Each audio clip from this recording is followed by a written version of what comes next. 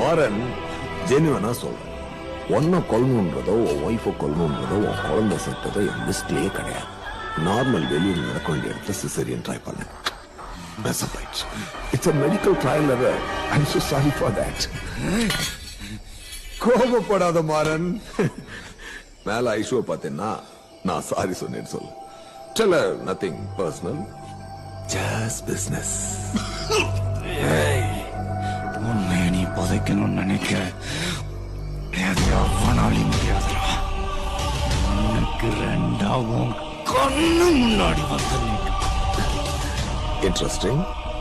டேடானி, எங்க கைகள் எப்பவும் கீழே இருக்கும் நினைக்காத.